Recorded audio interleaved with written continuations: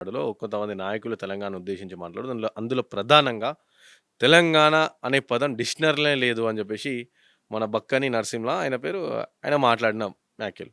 So, మనకేమో తెలంగాణ చూసుకుంటే ఎన్నో వందలేళ్ల చరిత్ర నుంచి మన తెలంగాణ అనేది ఉంది. సో, ఏం చెప్తారు ఆయన కౌంటర్?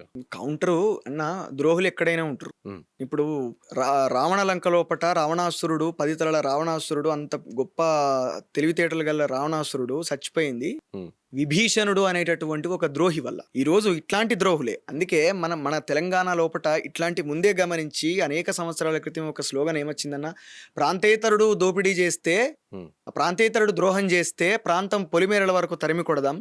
ప్రాంతపు వాడే దోపిడీ చేస్తే ప్రాంతం లోపటనే పాతర పెడదామని చెప్పని అన్నారు. అవును. ఇట్లాంటి వాళ్ళను ప్రాంతం లోపటనే పాతర పెట్టాలి.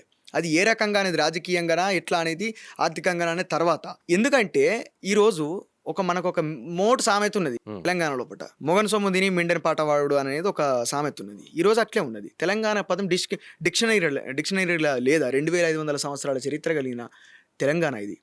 తలయింగులు అనేది మనం ఇక్కడ నుంచి ఇక్కడికి వరకు మాత్రమే కాదు, కేరళ వరకు, చోళుల వరకు, హ్మ్. ఇటు పాండ్యుల వరకు కూడా మన సామ్రాజ్యం విస్తరించినటువంటి చరిత్ర ఉన్నది మనకు. అట్లాంటి చరిత్ర 2500 సంవత్సరాల చరిత్ర తెలంగాణ అనే పదానికి ఉన్నది.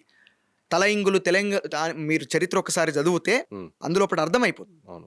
కాకతీయ సామ్రాజ్యము ఎక్కడి వరకు వ్యాపించి ఉన్నది అన్నప్పుడు అవును. పోర్ట్ ఏరియా వరకు వ్యాపించి ఉన్నది.